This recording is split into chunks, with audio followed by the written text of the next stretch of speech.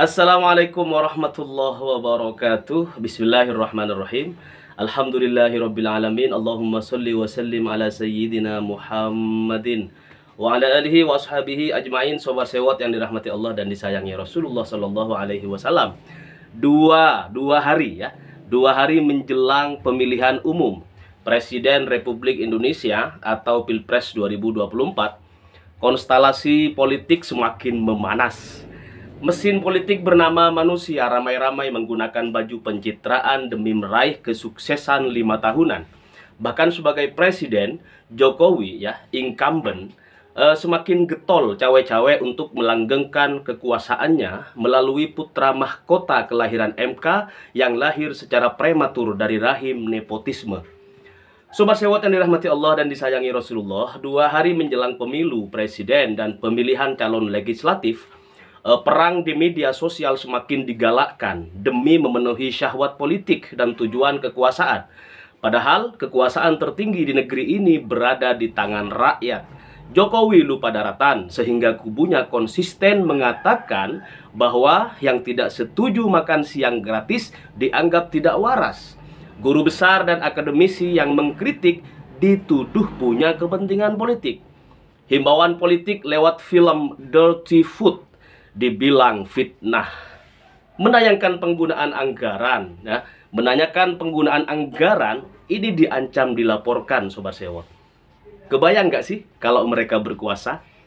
Allahumma sholli ala Muhammad wa ala ali sayyidina Muhammad. Oke sobat sewot, sebelum kita ulas tuntas elektabilitas Prabowo Gibran, Mas Anies Baswedan dan Gus Muhaimin serta Ganjar Mahfud usai penayangan film atau konten Dirty Food, izinkan Sewot TV menyampaikan beberapa kesimpulan dalam film dokumenter Dirty Food dan anjuran penting terkait pelaksanaan pemilu Pilpres dan Pileg 2024. Sobat Sewot, Dirty Food adalah film dokumenter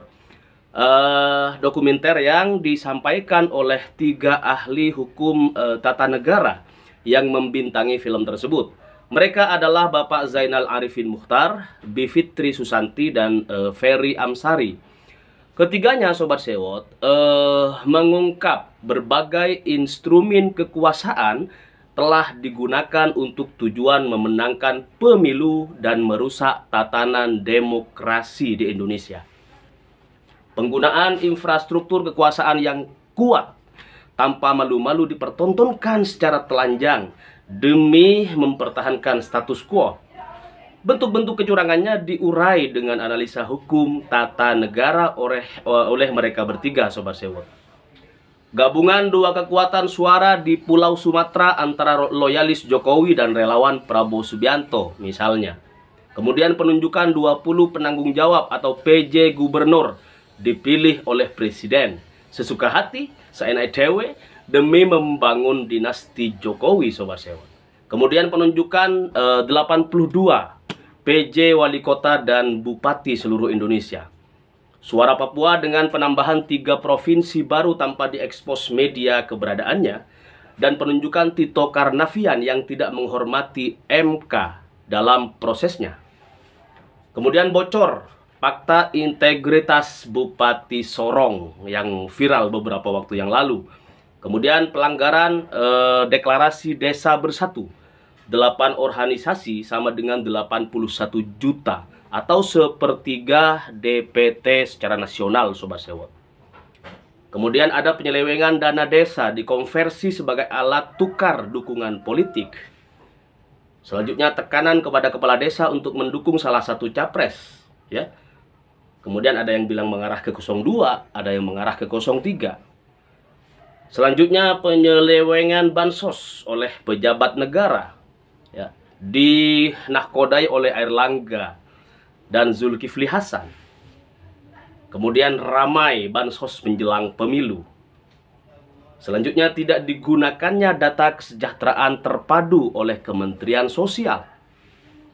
Kabinet berkampanye, Prabowo, Mahfud MD, Bahlil, dan menteri-menteri lainnya tanpa ada rasa malu sebagai orang yang telah disumpah di bawah kitab suci Al-Quran dan atas nama Tuhan yang Maha Esa.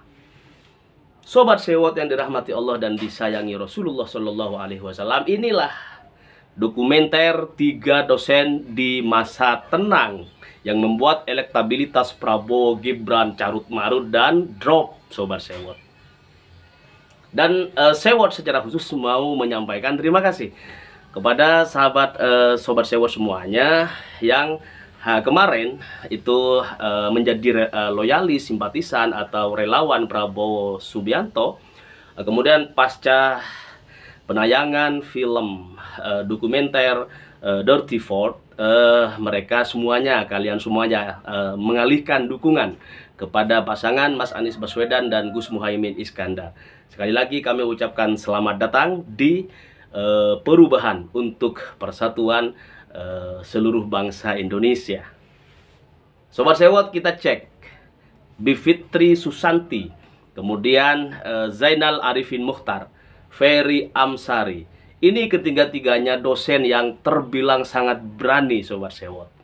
Berani menantang arus lewat film Dirty Vote. Trio dosen itu ya mengungkap kecurangan pemilu 2024. Ketiganya saling sahut menyahut, mengungkap sejumlah kecurangan by data, ya, nggak kaleng-kaleng. Rasanya sangat berat untuk dibantah. Data dan fakta yang ditampilkan sangat valid dan kredibel, Sobat Sewot. Untuk bisa membantahnya harus apple to apple, ya. Bantah juga dengan data dan film dokumenter ya. Atau bantah dengan data tandingan lah oleh kubu Prabowo dan Ganjar Pranowo misalnya. Tak bisa dibantah dengan marah-marah sambil gelar konferensi pers dengan tuduhan fitnah. Kami mengakui, Sobat Sewot, bahwa film yang diupload di channel YouTube Dirty Vote sangat berisi jempol dan daging semua, Sobat Sewot.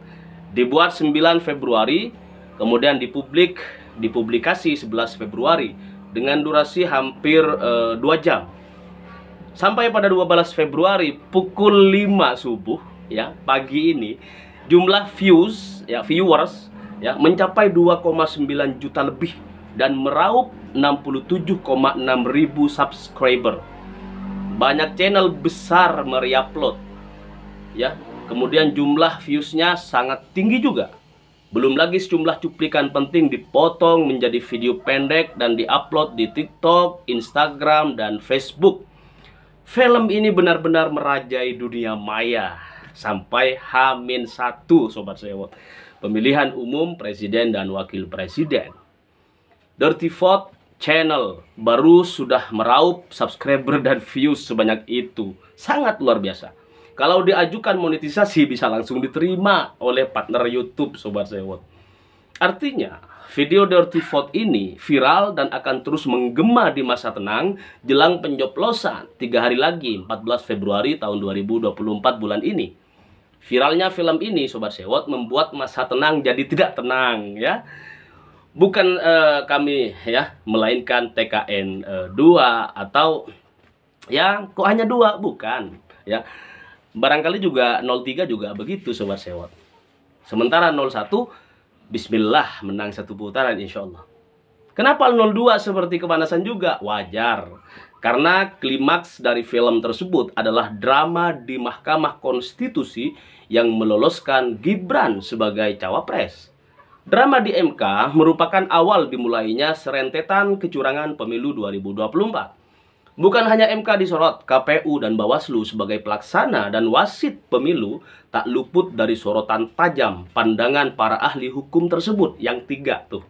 Ya, pelanggaran etika sampai ketidakberdayaan Bawaslu dibeberkan secara telanjang dan buka-bukaan. Bahkan fakta diungkap.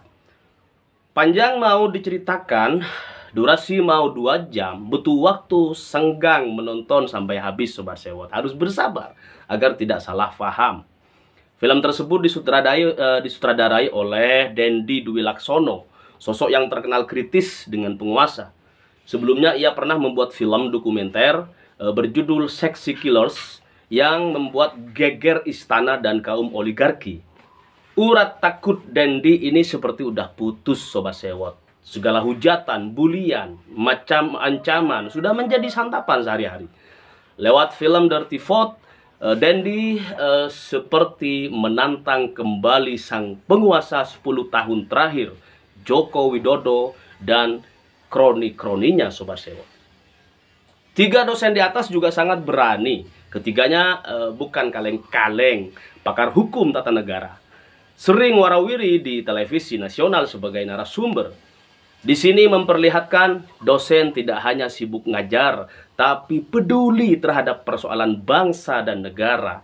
Bukan hanya mengajar mahasiswa, tapi juga memberikan pencerahan soal hukum bagi masyarakat luas.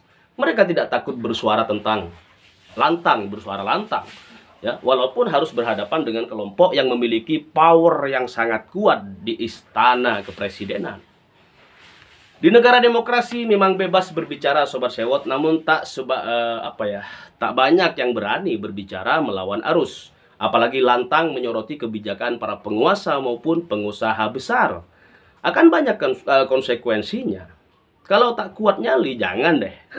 Seperti sering disampaikan mantan Gubernur Kalimantan Barat, Cornelis, ya, kalau berani jangan takut-takut, kalau takut jangan berani-berani. Saya yakin, Sobat Sewot, dirty vote atau kalau di Indonesia kan suara kotor ya, di Pilpres 2024 ini akan terus mempengaruhi siapa saja yang menontonnya. Kalian yang belum nonton silakan ditonton ya. Ini sangat mempengaruhi kebijaksanaan kita dalam memilih Pilpres di Pilpres 2024. Bagi yang sudah kuat imannya tak bakal mengubah pilihan. Begitu juga sebaliknya. Kalau saya sih sudah mantap tetap dengan pilihan terbaik Anies Baswedan dan Gus Muhaimin Iskandar. Sobat Sewot yang dirahmati Allah dan disayangi Rasulullah SAW, ketika ini juga anjuran buat kita semuanya bahwa ketika menerima surat suara di TPS itu jangan langsung dibuka di bilik suara, tetapi buka di luar, Sobat Sewot. Perlihatkan kepada panitia ya, agar kita tahu apakah ini sudah rusak surat suaranya atau belum, masih utuh gitu. Nah, kalau udah masuk ke bilik suara kemudian ternyata sebelum dibuka emang udah didesain menjadi surat suara rusak, kita nggak bisa berontak, Sobat Sewot. Kalau dibuka di depan umum sebelum masuk ke bilik suara, kita pastikan surat suara kita aman dan tidak mengandung kerusakan. Ya. Kenapa begitu? Karena petugas, Sobat Sewot, mungkin saja sudah menandai surat suara itu dengan sewaktu memberikan ke pemilih. Dibolongin dikit misalnya dengan kuku atau alat atau benda lainnya. Sehingga di saat penghitungan nanti surat suara itu akan dianggap tidak sah karena ada bolong di tempat yang tidak seharusnya misalnya. Kemudian Sobat Sewot, selain itu jika bolong atau apa terjadi gitu kan, langkah selanjutnya adalah langsung petugas yang menyerahkan lembar surat suara itu diminta pertanggungjawabannya. Laporkan kepada perwakilan Bawaslu dan atau aparat keamanan lah atau Polri yang bertugas di TPS tersebut. Lalu minta surat suara pengganti dan harus tetap diperiksa kondisi lembar surat suaranya. Jika sudah yakin aman dan dianggap sah oleh petugas PPS dan para saksi, silakan masuk ke bilik suara dan coblos pasangan Amin, Anies Baswedan dan Gus Muhaimin Iskandar. Sobat Sewot, protes akan ditolak jika kita sudah di bilik suara. Jadi dibuka dulu di depan panitia atau PPS dan saksi, baru kita masuk ke bilik suara, Sobat Sewot. Nah, informasi ini mohon diperluas ya, mohon disampaikan kepada seluruh masyarakat agar kita semuanya terhindar dari fitnah di Pilpres 2024 ya. Silakan share sebanyak-banyaknya, sampaikan ke masyarakat Indonesia. Khususnya kita-kita yang ada di barisan perubahan. Insya Allah kalau ini bisa kita laksanakan dengan baik dan benar, kemenangan satu putaran insya Allah ada di barisan perubahan, Sobat Sewot. Sobat Sewot yang dirahmati Allah dan disayangi Rasulullah SAW, mari kita banyak berdoa kepada Allah Subhanahu wa Ta'ala, banyak bersolawat kepada baginda Nabi besar Nabi Muhammad SAW agar pemilihan presiden Pilpres 2 hari lagi ya, ini bisa berjalan dengan baik, bisa berlangsung dengan sejuk, bisa berlangsung dengan tertib. Kalaupun misalnya nanti ada kecurangan, mari kita selesaikan di tempat pemungutan suara atau TPS ya. Karena ini jangan sampai ada pembiaran. Kalau kemudian kecurangan dibiarkan berlalu begitu saja, maka kapan Indonesia ini akan menjadi negara yang baldatun thayyibatun wa rabbun ghafur? Tidak hanya baik negaranya Sobat Sewot, tetapi masyarakatnya diridhoi oleh Allah Subhanahu wa taala. Ini yang terpenting.